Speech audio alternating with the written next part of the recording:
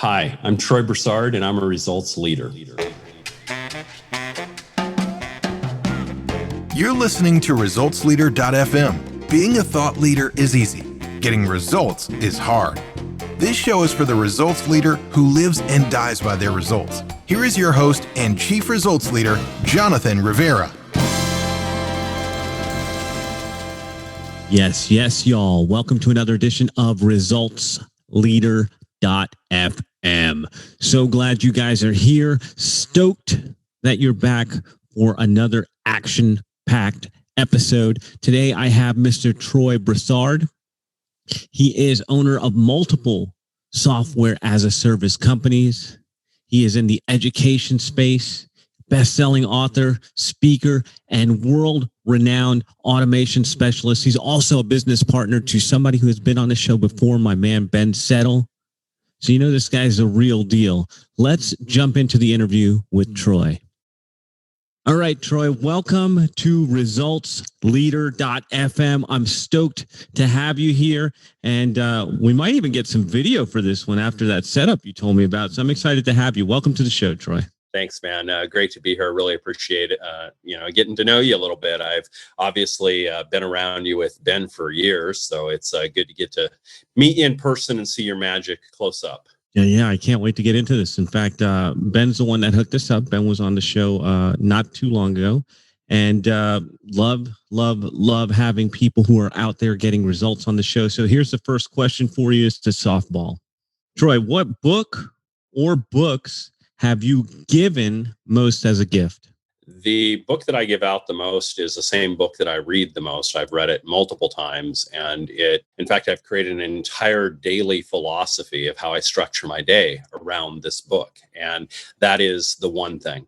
So the entire book, ironically enough, can be summarized in one quote, which is, what is the one thing such that doing it, everything else becomes easier or unnecessary?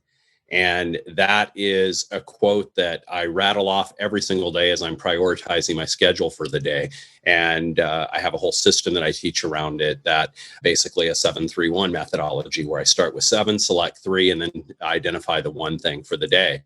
And so that I can approach each day and know that even if I only accomplish one thing, if this is the thing I accomplish, it's the most impactful thing I could be doing in my business today. Because the reality is, we all have off days, right? We have days where we come and it's like just a chore to get into the routine of doing business. And so, I think that you have to plan for that chaos. You have to plan for the fact that you're not going to be able to bring your A game every day. And so some days you can just kill it with productivity. But even if you don't, what is that one thing that would move you forward? The most powerful thing you could accomplish. So I love the book. I love the mindset.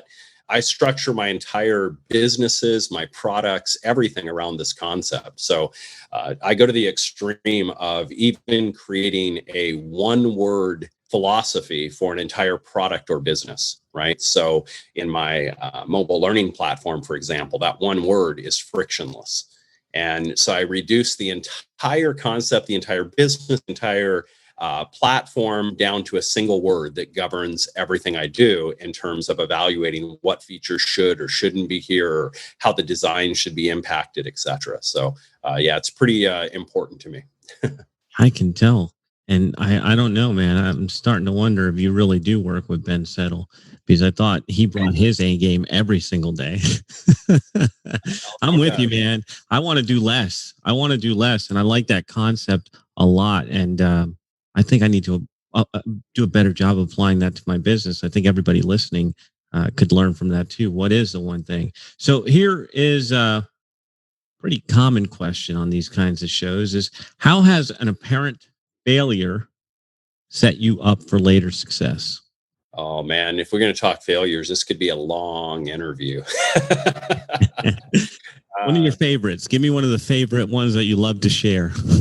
So I've lost millions a couple of times over in my life and restarted from ground zero at a couple of different times. And so that has really given me a mindset of resiliency, right? And a mindset of yesterday's failure has really no impact in where you're going tomorrow, right? I mean, there's a million sports analogies to this and everything else, but for me, it's more personal.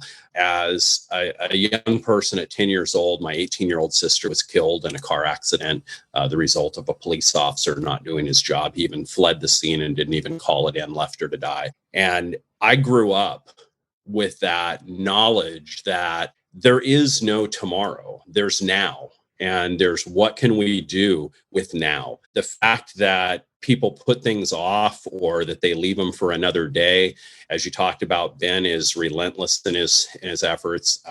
I like to come up with the off day analogy that I tell you, but I'm pretty relentless myself. I've done more in my career than most people in 2 lifetimes would do. And it's because I have that mindset of I don't really expect tomorrow to be there. I just turned 50 this year. If you would have asked me 10, 15, 20 years ago if I envisioned myself making it to 50, I would have absolutely said no, right? So I've always had this not fear, but this drive and this intensity. And honestly, it's the best gift that my sister could have ever given me, right? Because that impact at a very young age just completely laser focused me for the rest of my life. I was not expecting that. And that is very touching, brother. Oh man, you hit a spot with me. You just hit a spot with me right now. My mom died, and I use that as motivation for doing everything that I did to be where I am today. And so it says a lot about you and who you are and who you're going to be in the future when you take things like that. And you could either just go down a hill of drugs and abuse and just let go, or you can take that and power you up. And so I love that you just brought that to the show. Thank you. And I don't mean to get sappy. It's so powerful, man. I'm a military guy. I didn't do much in the military. I mostly studied. I was only active duty for a short time. So I don't want to drum it up like I did this this great service, but I was there and I went through it. And you see soldiers come back from Afghanistan or any of the stuff that they've gone through over there. And it's so funny, not funny, but just intriguing, right? That 2 people will go through the same situation and one will turn to drugs and all of this and just can't even deal with it anymore. And you ask him why, and he says all the stuff that he's been through and all the stuff he's seen, what other option could he have, right? And then you ask another soldier that has come back, he's dedicated his life to helping children, he's doing all of this stuff, he wants to be something so much better than what he's been a part of in his life. And you ask him the same question and he says the same answer. Look at what I've been through. What else could I possibly do? And I think that is very telling, right? We all have choices, and it all comes down to making a conscious choice. There's a million excuses, but at the end of the day, everything you do is a conscious decision. And so I just remind myself to choose wisely. Man, eloquently said there. That's the real power. That's the power of being human. That power to choose what you're going to do. We're not running on instincts like little filthy animals crawling on the floor. Good. Absolutely. Let's keep going. So Troy, what is the most worthwhile investment you have ever made? I've invested so much in my business over the years and different trainings and different mentors and relationships. The investments have been, huge. I've invested a ton of money into our mobile platform that we have right now. All of those things, however, really pale in comparison to the investment in my own self. I think that most business people, especially in the solo entrepreneur space, they really think that somehow they're separate from their business. And the reality is that your business is just going to be a reflection of your own personal development and your own personal growth. How you grow as an individual is going to be absolutely mirrored in the way you run your business, the way you treat people, the way you're able to expand.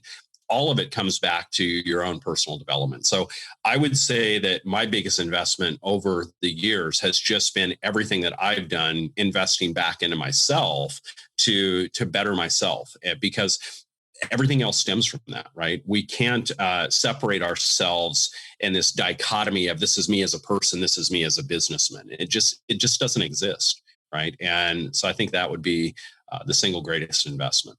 A couple things I want to unpack there.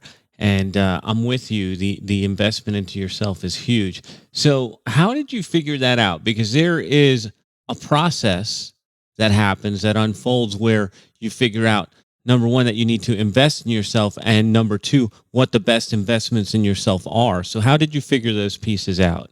I've always just been relentless, and a lot of that stems back from my story with my sister. But, just as an example, like breaking my foot in the second quarter of a basketball game and staying in the whole game because I just refused to come out. I knew that if I did, there was nobody else on the bench and we'd have been 4-on-5. And I'm just like, no, man, I'll suffer through it. Had my coach yelling at me, dude, quit faking it, quit milking it, da da da da. I'm like, dude, my foot's broken. Get off me, right? Like, I'm doing what I can. And I got over the end of the game, went to the doctor, and I had, two bones broken in my foot, right? So I've always had that relentlessness, and it's come from a desire to achieve more on my own. I've never put any real stock in college, education, higher institution. I know there's a time and a place for that, but I've always put much more stock in my own ability to be relentless and to teach myself. And so as a programmer, and I'm a recovering programmer, I say I don't touch the stuff anymore, but I run a lot of development teams. So we have a lot of developers underneath me, and I certainly know how to herd the cats. But what I can tell you is, as a programmer, I was completely self-taught, and I programmed in 27 languages over the years, everything from machine language, moving memory registers around, through object-oriented C++ and everything in between. So all of that was entirely self-taught, and all of that was an investment in myself. So I think that we live in this incredible age today where information is there and it's available. And what separates us from the others is how relentless are we? How determined are we? How focused are we? How unwilling to accept excuses and BS are we? And so for me, I've just always been driven and relentless, and I've gone down that self-educational path. I love it, man. And you keep using the word relentless. You had to have read Tim Grover's book, right? Relentless. I actually haven't. I'm writing a book on the subject myself. And when I'm writing something from my own vision, I don't like to be influenced by somebody else and then later be accused of, grabbing an idea, because we all do it. We do it by accident. Ideas come in from however we learned them, and they kind of morph and become our own over time. So yeah, I've actually purposely not read it. Well, after you write your book. Cool, man. All right. So, yeah. I want you to think back. In the last 5 years, what new belief, behavior, or habit has most improved your life? It's really simple. And the belief is that I don't have to do it all. And I think that we talked in the earlier part here of the interview about simplicity and just being relentlessly focused. Well, part of that goes with this belief that I have, and I've learned it. It's not a belief I had all my life. It's a belief that's really taken hold in the last 5 years. And that is, the less I do, the more I make. And I think that most people believe they have to learn to do more. They have to learn something else. And what I realized that was absolutely untrue. And, in my partnership, for example, with Ben, that has allowed me to do a hell of a lot less and just focus on the aspect that I'm truly a master at, and letting him focus on the stuff that he's incredibly a genius at when it comes to marketing, right? And so that's a perfect example of how to do more through doing less. And I would not have believed this if I heard this interview myself 7 years ago. I wouldn't have been in the mind space that I could have even accepted it as truth. But I can tell you that, I take Fridays off. I very rarely work on Fridays with clients or anything else. In fact, I don't even have any clients. I have one private client now. It's the only one I just started. I hadn't had any clients for a year on the private coaching side. I just let go of all of that to be hyper-focused. But on Fridays, I get the most done of any day of the week. And it's because Ben and I will have conversations back and forth on Marco Polo or something while he's out on a 10-mile walk and I'm out walking around. And we just start going down the rabbit hole. And it's funny because it's always on a Friday that it seems to be. And it always seems to be when I'm actually trying not to work that I get the most accomplished. You free your mind from the busyness and you allow time for actually thinking and focus and clarity and brainstorming. And I think that that's a big lesson. I think as entrepreneurs, we focus too much on being busy and being efficient, but we lose sight of being effective. That's powerful. So what changed? You said if you would have heard this message 7 years ago, you wouldn't have bought it. What changed? It's weird. Sometimes there's these pinpoint moments where you can just pick a moment in time and you know exactly, what that catalyst was that forced the change. And other times it's just a gradual thing that popped up. And this is one of those gradual ones. I don't really know what shifted. I know that many, many years ago when he was very young, I think he was maybe 19 or 20 at the time, I interviewed Neil Patel. And when I was talking to him, he has this extreme history of building multi-million-dollar companies very quickly. And I asked him about that. And his response, which is much more eloquent than I'll say right now, was just that the short of it was that he learned it was much easier to close 1,000 deals at once than sell one at a time.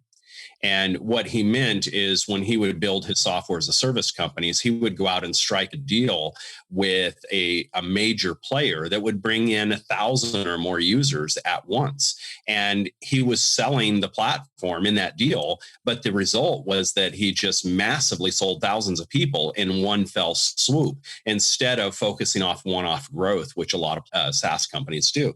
And that always had a profound kind of impact on me. I came back to it many times in my career. And I think that just kind of started eating away and started changing my habits. And when I started building Membrant, our first platform, when I started building that, I was looking for investors, and that kind of got me going down that rabbit hole, I think. Fascinating. Ready to have some fun? Absolutely. Bring it on. All right, Troy. What are bad recommendations you hear in your area of expertise? Oh, man, I hear it all the time. And it's all the tactical du jour of do this, learn to do that, go be a better this, go learn that. This is working great. Try that. And it's just all, it's just all ridiculous. The best thing that you can do is avoid tactics and focus on deepening your mastery in the strategy of your business that really sets you apart. And that's the one that drives me nuts. I don't really do it anymore, but I used to participate in a lot of, different groups and things where you'd have the coaching, the group calls, and there would always be this guy on the call. And honestly, it was always like 3 guys on the call that they were trying to outbest each other in regards to the tactic du jour. And I just hate that. I hate people being convinced that they need to be something else or something better or do something different in order to get their results. Because 9 times out of 10, it's just about being relentlessly focused on the one thing they do better than anybody else and letting everything else just kind of melt away. So I guess that's the biggest kind of pet peeve for me. I would say that most people right now know all they need to know to double or triple or even quadruple their business. It's not about knowing more. It's not about tactics. It's about self-mastery, discipline, and execution. Beautiful. Now let's get into results. Why do results matter to you? What else does matter? I don't know if I even want to say anymore. What else does matter? I mean, at the end of the day, we live in a world that's driven by results. If you want to have, a thick wad in your pocket or a skinny wad of dollars in your pocket, results is what determines that. And it's not that it's just money. It's about what can you do for your family? What can you do for your life? As we speak, I'm tonight after the interview and a couple other things I've got to do today, I'm hopping on the road with my 15-year-old daughter who I flew in from Brazil. Lives with her mom down there, but she visits with me a few months out of the year. And we are driving from Florida all the way back to Oregon, right? I have a place in Oregon. She wants to see her grandmother. It's been a while. And I'm not doing the whole COVID mask on the plane thing. That's like, it reminds me of the Snake on the Plane movie series or whatever. Like, I just not going there with the mask on the plane thing. Not going to happen. So I'm just driving back there. And, that freedom to be able to just pick up and go and hop in my big Suburban with a satellite Wi-Fi and just a land yacht that's comfortable as all hell and just go. That is all because of results. If you don't have the results, you don't get that ability, right? And to me, everything I do is not really about the money, it's about freedom. So everything to me comes down to freedom. And so results are what drive that freedom. So I'm intently focused on results because it's the most effective thing to do with my time. If I can, eliminate things that I'm doing that are inefficient or ineffective and focus more on things that are effective, I'm always going to be driven to that. Results drive freedom. I love it, man. So let's play we should cue the heart music again and think back in the last 5 years, what new realization has helped you get better results for your clients? So you're expecting me to remember back 5 years. Okay. I'm a guy that has trouble with yesterday's breakfast, but all right. If we go back 5 years and think of what, it's really about serving. It's really about how can you serve your clients at a level that nobody else is capable of. I think too much today is about marketing tactics, how to grow it, scale it, level up, and all this rah on the marketing side of things. We've lost sight of how to be businessmen and businesswomen. And it's a very different mindset to be an effective businessman or businesswoman than it is to be a marketer. I like to say marketers are the guys that have lists that have 50,000 people on them and they're making 8,000 or 9,000 a month. And businessmen or women have a list of 2,000 or 3,000 and they're making 2 or 3 million a year. Right? A business person knows the value of serving their audience. They know the value of making their customers feel unique, knowing that every single one of your customers knows that you've got their back and that you're going to get them the results that they're looking for. When you focus on just that, the marketing becomes superfluous. You really don't have to be a great marketer. You don't have to be an influencer. You really don't have to be great at lead gen. If you actually get people results, going back to what we were talking about before, if you actually focus on serving your audience and your customers and getting them massive results, you really don't need the marketing because you're going to get more referrals than you need. And I've built my SaaS companies over the years that same way. Today, we build our SaaS platform through the help desk.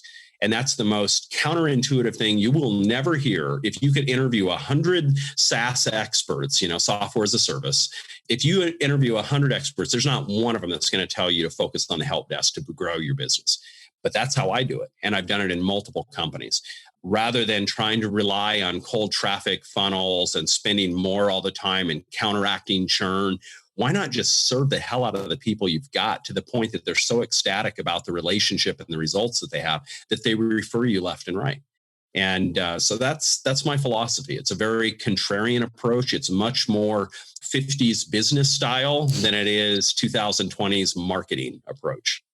That's fascinating because we had Ben on this show and wondering if you influenced him or if he influenced you or if this is just something about where we are in business right now. But he talked about that same topic, serving your clients at the highest level. And in fact, I'm with you on this because I cut out ads, I cut out cold traffic, and in the last year, my business has grown 40%. And it's just because I focused in on certain pieces of my business to better serve my clients. Yeah, absolutely, man. Absolutely. I don't know where this is coming from. Are you guys putting this out there? Are you doing Inception on us? Is that what's happening? Well, we're certainly working on it. I mean, we don't publicly state this or anything, but we've had, periods where we're almost to a 24/7 support desk, situation because we've got so much coverage and so many people dedicated to it. And building an environment where our help desk crew, like they just want to help people. They can't stand it. Like they get a bug in their butt, a twinkle in their winkle every time there's more than one ticket in the help desk. It like just irks them and they got to get in there and do it. And even on the weekends, they just do it voluntarily. And so, yeah, it's a mindset. It's a shift. right? It's a shift. And, it's just not that hard today to stand out. And this is what I tell people. It's kind of the analogy, but my grandmother, and she passed away a few years ago, but she was the matriarch of our family, right? Absolute matriarch, ruled with an iron fist, all of 5'1" of her, right? But she had this scowl. And if you did something disapproving of Nana, you would just get this scowl and it would just melt you. I don't care how big of a guy you were or whatever. It would just absolutely melt you because you knew that you had earned the disapproval of Nana, right? And I tell people today, the easiest way to stand out is just do what wouldn't get you smacked by your grandmother or your grandfather. That's about it. Like, you don't really have to go out of your way to do something crazy. Last year I left a note on a windshield because my daughter door dinged the guy next to us, and I left. And the guy was just blown away. And I'm like, good Lord, like if I didn't do that, my grandmother would have crawled out of her grave and smacked me. It's just normal human stuff. But yet we become such a courageous bunch of online warriors that doesn't know how to be a human being anymore that we forget, the old school way of just being appropriate. And I think you don't really have to work that hard to stand out because most people are incapable of treating people that way anymore. Wow. You guys listening, you might want to listen to that 2, 3, or 10 times. So true. So true. All right, let's turn this internal on you. What area of your business would you like to see better results? I would say the speed of implementation. This is, I'm in a software platform and we have a very complex platform because we support mobile apps. So we have both Android and iOS apps. Then you have to have desktop support apps and APIs and backends. And it's a very complex environment. So I'm always focused on what I can do to improve the speed. And just recently, I made some major changes in the way we're doing development now in order to improve the speed factor, because everything is about speed to market. And so to me, I think that is the most important thing to be focused on.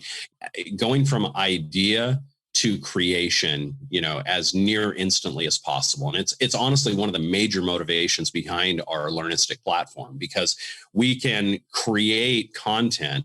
I did a course that Ben and I sold and just sold the heck out of it on automation. It's called Automation Magic. And that course had 58 videos in it. And I did the whole thing in like a weekend, wow. Right? And it was all selfie style, iPhone video, and just great content. But it was able to go from, concept to plan to execution in like 3 days. And we didn't have any of the complexities of tech because it was simply uploading videos into the mobile platform and boom, it's online, it's available, people are ready to go.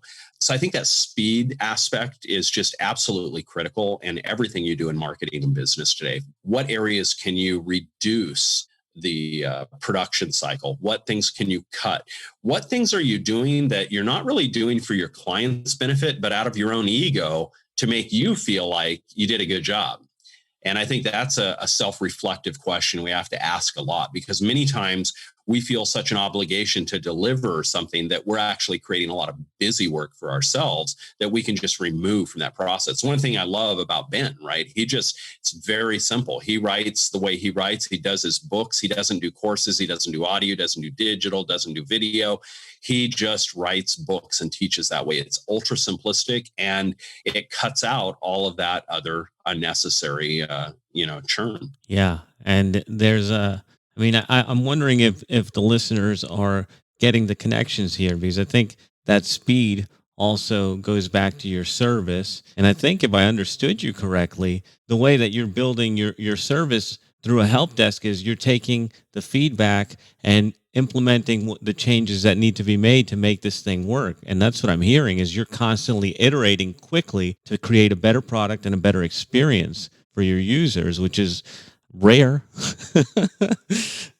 which it shouldn't be, but it is rare. So I love it, man. So here is the big one. Yeah. What results are you most proud of? So totally different topic. The two results I'm most proud of. One of them is a personal for me, and I'll come back to that. But the first result that I'm most proud of is how I've been able to pass on my spirit of entrepreneurialism to my children. I have 4 children, two boys, 2 girls, 2 younger children, 2 older children from 5 to 23 years old. So I've got the whole spectrum. And my oldest son started working with me at 13, and he's completely independent, doing his own thing, got his own business. I'm most proud of that, right? One of the things I always got from my father, and a lot of what I learned from my father was by what to do, what not to do, right? A lot of that, unfortunately. But the one thing that he told me that stuck with me is he said, take from me the good things and make them better. Take the things that aren't so good about me and my personality and the way I do things and make those better too.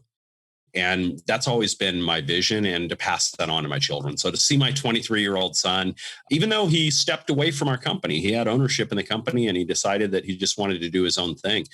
Even though that hurt dad a little bit, hurt the ego, I'm still really proud of him and the fact that he's been able to really go out and grab life by the reins and do it on his own terms. And I think that's very inspiring. The other thing for me on a personal level is I run this program, and I've never purposely gone big with it, but I have an intention of doing so. And I call it the Big Man Plan. And it's working with guys that are 100, 150 pounds overweight, only guys, and helping them take 100 or more pounds off and keep it off. And everyone that's gone through the program with me, 100% success rate of people that stick with the program for 6 months or more have dropped 100 pounds or more and kept it off. I've got one of the guys in our company has, been with me for 3 years, lost over 130 pounds or so now, and just completely transformed his life. And it's still a quest for me. I'm down 80, 85 from where I was. But it's something that's really impactful for me to see, to be able to, it's one thing to inspire somebody. It's one thing to, to make a business grow, all of that stuff, provide jobs for the people that we provide jobs. All of those things make me very prideful, and in that it feels really good.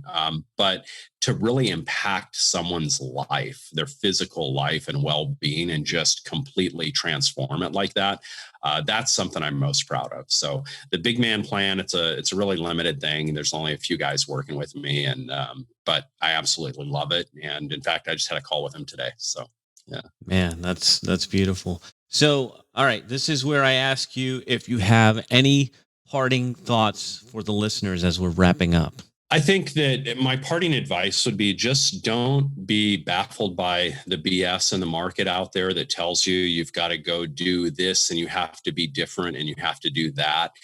Instead, really just look within, embrace your strength, and find ways that you can amplify it. Find ways that you can take what you do and just ramp it up and focus on it exclusively, and be willing to fail a lot until you get it dialed in, right? I think that, the squirrel syndrome of going through 14 different things all the time is the failing of our society. And if you go back a couple hundred years and look at the way we did things, we did one thing. You were either the blacksmith or you were the, whatever, but you just had one job and that's all you did. And you got really, really good at it. And I think we can learn a lot from looking back at that. And so I would just encourage people to embrace their strength, and the area that they're an 8 out of a 10, focus on making that an 8.5 or a 9. And all the areas that you're a 3, 4, or 5 out of 10, just forget them. Like, don't even spend time on them, and constrain your business so that you don't have to. Yeah, I love it. I love it. Cool. So we have been speaking to Troy Broussard. Now, Troy, I know you have the Learnistic platform. Is there anywhere else that you want people to go where they can find you? Yeah, they can go to learnistic.com and check out what we have on our mobile learning platform. Really game-changing, innovative approach to delivering content and membership content. So something to take a look at. And if they are just interested in pontificating on the daily inspirations and emails of Troy, then just go to troybroussard.com. And my last name, I'm sure you'll have the spelling in there. So, but yeah, just troybroussard.com. If they want to keep in touch with me personally, I do send out emails daily and on all kinds of topics of business, entrepreneurialism, and leadership. A fellow daily emailer. Who'd have thunk it? Love it, man. Yeah. Love it. Classic interview here. I'm so glad that Ben hooked us up. I'm so glad that you took some time to share your insights with us, and we will have links in the show notes. Thanks again, Troy, for being on the show. Thank you, man. I appreciate you having me. Take care. that is a wrap for another edition of ResultsLeader.fm. If you are out there getting results for your clients and you want to be featured on the show, go to ResultsLeader.fm now and apply to be on the show. And if you love what you're hearing, share the show, give us a rating and review, do anything to help us get the message out there. Thought leadership is easy, but results leadership is hard. This is the podcastfactory.com.